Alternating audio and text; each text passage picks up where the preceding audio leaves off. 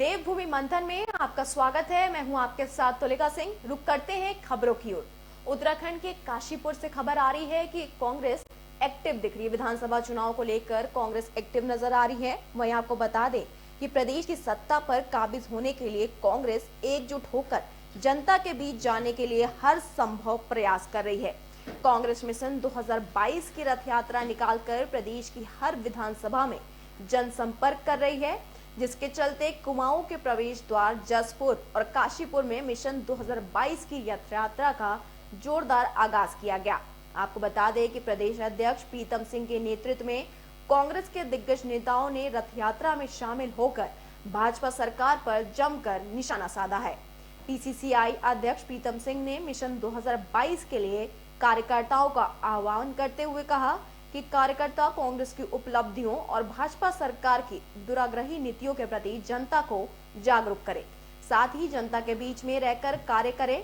वहीं प्रीतम सिंह ने कहा कि भाजपा सरकार ने प्रदेश में विकास के नाम से जो डबल इंजन सरकार बनाकर जनता को सजीले सपने दिखाए थे, वो पूरी तरह से झूठे साबित हुए हैं। वहीं आपको बता दें, बल्कि जनता को विकास के नाम पर चलने का काम किया है। उन्होंने कहा कि पार्टी में जो भी मतभेद हो रहे हैं, इस बार सभी एकजुट होकर कार्यकर्ता और पदाधिकारी मिशन 2022 को सफल बनाएंगे और प्रदेश में एक बार फिर सत्ता पर काबिज होकर जन भावनाओं की सरकार बनाएंगे। आपको बता दें कि काशीपुर में प्रदेश की सत्ता पर काबिज होने के लिए कांग्रेस एकजुट होकर जनता के बीच जाने के लिए हर संभव प्रयास कर रही है। वहीं कांग्रेस मिशन 2022 की रथ यात्रा निकालकर प्रदेश की हर विधानसभा में जनसंपर्क कर रही है, जिसके चलते कुमाऊं के प्रवेश द्वार जसपुर और काशीपुर में मिशन 2022 की रथ यात्रा का जोरदार आगाज किया गया। प्रदेश अध्यक्ष प्रीतम सिंह के नेतृत्व में कांग्रेस के दिग्गज नेताओं ने ये रथ यात्रा में शामिल होकर भाजपा सरकार पर जमकर निशाना भी साधा है। पीसीसीआई अध्यक्ष प्रीतम सिंह ने मिशन 2022 के लिए कार्यकर्ताओं का आह्वान करते हुए कहा कि कार्यकर्ता कांग्रेस की उपलब्धियों और भाजपा सरकार के दुराग्रही नीतियों के प्रति जनता को जागरूक करें, साथ ही जनता के बीच में रहकर कार्य करें। वहीं प्रीतम सिंह ने कहा कि भाजपा सरकार ने प्रदेश में विकास के नाम से जो डबल इंजन सरकार बनाकर जनता को सजीले सपने दिखाए थे, वो पूरी तरह से झूठे साबित हुए हैं, बल्कि जनता को विकास के नाम पर चलने का काम किया है। उन्होंने कहा कि पार्टी में जो भी मतभेद हो रहे हैं, इस बार सभी एकजुट होकर कार्यकर्ता और पद अधिकारी मिशन 2022 को सफल बनाएंगे और प्रदेश में एक बार फिर सत्ता पर काबिज होकर जन संभावनाओं की सरकार बनाएंगे। अपनी इच्छा है, अगर किसी की इच्छा मुझे घोषित करना जो हमारे हाथ में घोषित करना मांगने में कोई आपत्ति नहीं। कांग्रेस इस प्रदेश में मुख्य विपक्षी दल है और विपक्षी भूमिका उत्तराखंड के लोगों ने हमको सौंपी है और निश्चित रूप से हमारा दायित्व है कि हम इस प्रदेश के अंदर जो जनहित के मुद्दे हैं उसको लगातार उठाने का काम करें। खबर उत्तराखंड के बाजपुर से सामने आ रही है, जहां पर एक फर्जी अस्पताल को सील किया गया है। आपको बता दें कि बाजपुर में फर्जी तरीके से चल रहे अस्पतालों पर स्वास्थ्य विभाग के अधिकारियों का डंडा चला है, जिसके चलते सीएमओ डॉक्टर जीएस पंचपाल ने स्वास्थ्य विभाग की टीम के साथ अस्पतालों पर छापेमारी की, जिसमें 2 अस्पतालों में चिकित्सक उपलब्ध न होने पर उन्हें सील कर दिया गया। फर्जी अस्पतालों पर हुई कार्रवाई से क्षेत्र के अन्य अस्पताल संचालकों में हड़कंप मच गया। बता दें कि बाजपुर में फर्जी अस्पतालों का बोलबाला है, जहां आए दिन मरीजों की जान के साथ फर्जी अस्पताल संचालक खिलवाड़ कर रहे हैं।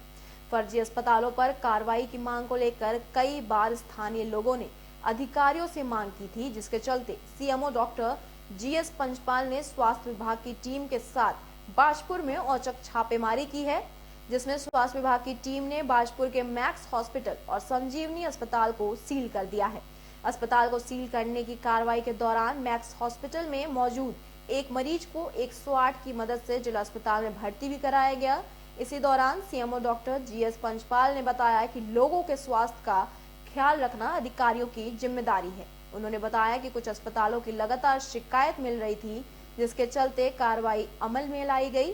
साथ ही उन्होंने कहा कि फर्जी अस्पतालों पर आगे भी कार्रवाई जारी रहेगी। मुझे आप लोगों को विदित है कि हम 2 माह पूर्व से यहाँ पे छापामारी अभियान चला रहे हैं। इसी तहत में मैं आज काशीपुर में अपना वैक्सीनेशन देखने गया था, उसके बाद में बांसपुर में देखा। इस दौरान मुझे कुछ शिकायतें मिली, क्योंकि ये शिकायतें सब अंदर से बहुत कॉन्फिडेंशियल रखी जाती है।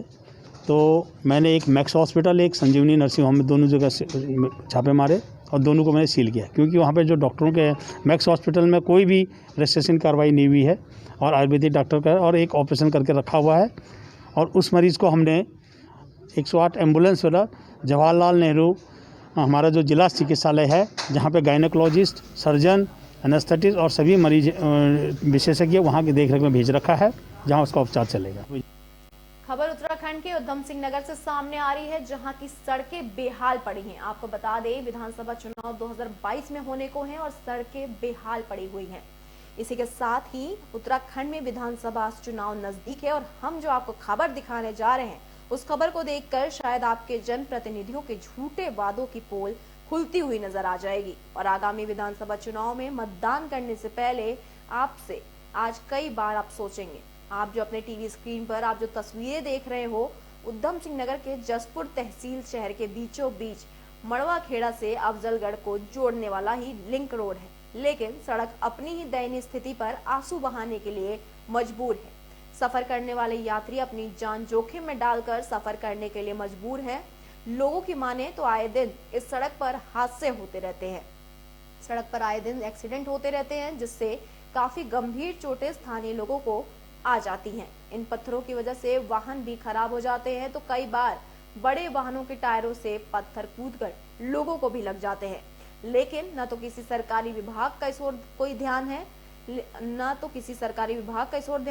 वहीं जसपुर की जनता से बड़े बड़े वादे कर और उनकी जरूरतों को पूरा करने को सपना दिखाकर उनके वोटों को अपनी जीत में तब्दील करने वाले जसपुर विधायक आदेश चौहान का कहना है, सिंचाई विभाग द्वारा सड़क निर्माण के लिए एस्टीमेट 2018 तैयार करके सरकार को भेज दिया गया है, लेकिन सरकार द्वारा अभी तक उसका पैसा आवंटित नहीं हुआ है। कम से कम 15 साल हो चुके हैं, ये रोड अभी तक भी नहीं बनी है। विधायक सिंघल जी के सामने भी हम पहुंच चुके हैं, कई बार आदेश जी के पास भी गए हैं, मगर अभी तक भी कोई रोड की सुनवाई नहीं हुई है। दूसरी बात यह है कि आने जाने वाले ज़्यादा परेशानी पड़ती है, इधर से आने जाने के, उधर से आने जाने के लिए भी। और ये जो अबूबकर वाला रोड है, इसमें भी ज़्यादा परेशानी पड़ती है और एक्सीडेंट होने का खतरा पड़ता है रास्ते में। एक्सीडेंट हो चुके हैं, कभी किसी का ट्रैक्टर गन्ना ले जाता है तो वो टूट कर गिर जाते हैं, कोई परेशान है आने जाने वाले, कई मोटरसाइकिल में एक्सीडेंट हो चुके हैं। सारे गड्ढे युक्त सड़क है पूरी है, गर्ग मेडिकल से पहाड़ की पुलिया तक लिंक मारती जो जोड़ती है। पहले विधायक था तब ये मैंने मंडी परिषद द्वारा इस कार्य कराया था और ये सिंचाई विभाग की ज़मीन है, उनसे एनओसी लेकर ये कार्य कराया गया था। अब क्योंकि जो विधायिका है उसकी जिम्मेदारी है कि जो भी क्षेत्र की समस्या है उनका निवारण कराएं, तो मुझे नहीं पता कि ये जो हमारे क्षेत्रीय विधायक हैं उन्होंने उस पर क्या कार्रवाई की है। और अगर मेरे लायक कोई मदद की ज़रूरत है सरकार से, तो मैं भी उसको करने को तैयार हूँ। कम से कम खबर उत्तराखंड के पौड़ी गढ़वाल से सामने आ रही है, जहां पर विभिन्न समस्याओं से परेशान लोगों ने मुख्यमंत्री को ज्ञापन सौंपा है।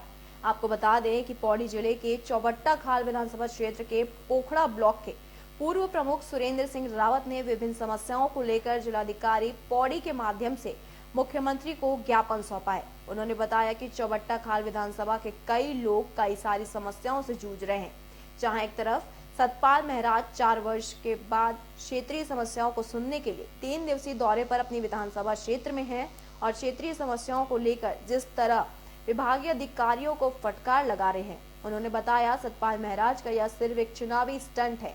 अगर वो अपनी कुंभकर्ण की नींद से 4 वर्ष पहले जाग चुके होते तो आज क्षेत्र को इन सारी समस्याओं का सामना नहीं करना पड़ता। उन्होंने सतपाल महराज पर पूरे क्षेत्र की अनदेखी का भी आरोप लगाया है और बताया है कि उत्तराखंड में सभी विधायक उत्तर प्रदेश और बिहार की तर्ज पर चुनावी स्टंट करते नजर आ रहे हैं, जबकि उनकी विकास परक सोच है ही नहीं। जनता ने उन्हें 5 वर्ष पूर्व मौका दिया था, लेकिन अब आगामी विधानसभा चुनाव में जनता उनका पुरजोर विरोध करेगी। विकासखंड पोखड़ा की क्षेत्रीय समस्याओं को लेकर उन्होंने आम आदमी के प्रदेश प्रवक्ता आशुतोष नेगी से भी मुलाकात की, जिसमें साबित होता है कि आम आदमी पार्टी धरातलीय मुद्दों पर जन समस्याओं को उठाने के काम कर रही है।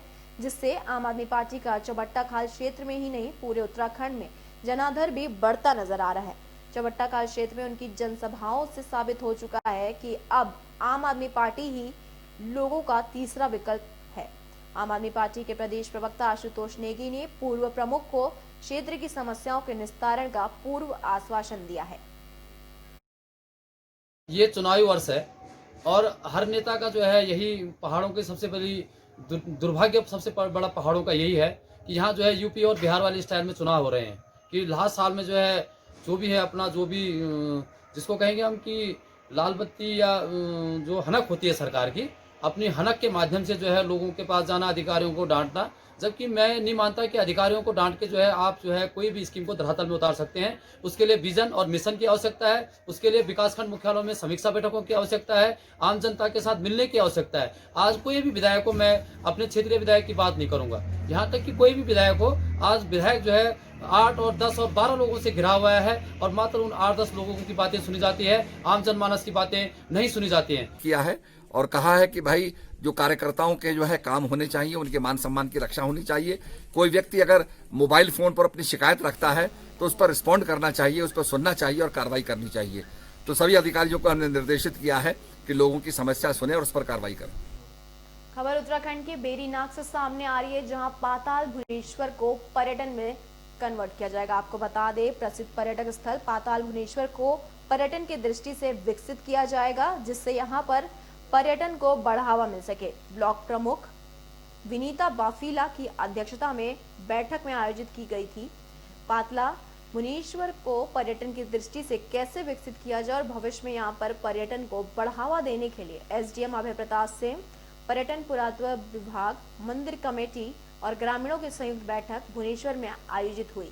पर्यटन की दृष्टि से आ रही परेशानी को दूर करें और कैसे पर्यटन को बढ़ावा दिया जाए और इस पर सुझाव देने के लिए मंदिर को जाने वाले मार्ग को ठीक करने और वृद्ध भुवनेश्वर से होकर ही गुफा तक मार्ग को जोड़ने और क्षतिग्रस्त हो रहे मंदिर परिसर को ठीक करने और कूड़ा निस्तारण की बात को प्रमुखता से रखा गया। एसडीएम अभय प्रताप सिंह ने ग्रामीणों और मंदिर कमेटी के लोगों से आपसी सहयोग से कूड़ा निस्तारण मंदिर परिसर की सफाई करने के साथ पर्यटकों को सुविधा के लिए कार्य किए जाने पर भरोसा दिलाया और कहा कि स्थानीय स्तर पर एक कमेटी का गठन किया जाएगा, जिसके द्वारा यहां पर पर्यटन को बढ़ावा देने के साथ सुविधा देने कार्य किया जाएगा। ब्लॉक प्रमुख विनीता बाफिला ने यहां पर होम स्टे योजना को बढ़ावा देकर यहां के लोगों को पर्यटन व्यवसाय को बढ़ावा देने और स्थानीय लोगों को स्वरोजगार से जोड़ने की बात रखते हुए लोगों से आपसी सहयोग से पर्यटन को बढ़ावा देने को कहा है और सरकार की ओर से यहां पर सौंदर्यीकरण और अन्य कार्यों के प्रस्ताव बनाकर भेजने की भी बात कही है।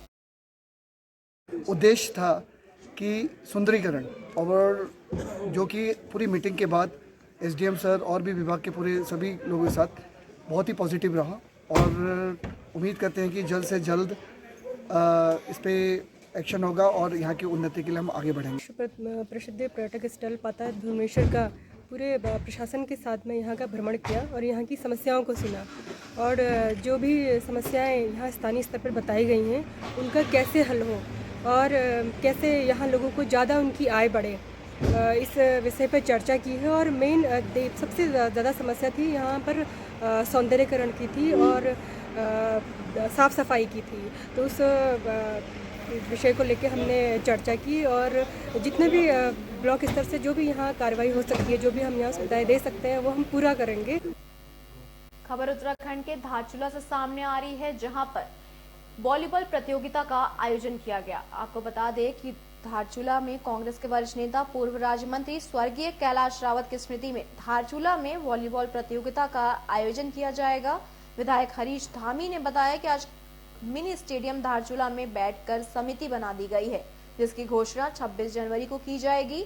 वहीं स्वर्गीय कैलाश रावत हमेशा क्षेत्र में खेलों को बढ़ावा देने की कोशिश करते थे। ऐसे में स्थानीय युवाओं को खेलों में प्रतिभाग और फिटनेस के लिए ये आयोजन किया जा रहा है।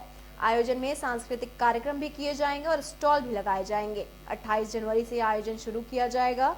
उन्होंने बताया कि प्रथम पुरस्कार के रूप में 1,51,000 और द्वितीय पुरस्कार के रूप में 75,000 दिया जाएगा। उन्होंने सभी खेल प्रेमियों को इस आयोजन में अधिक से अधिक सहभागिता देने की अपील भी की है।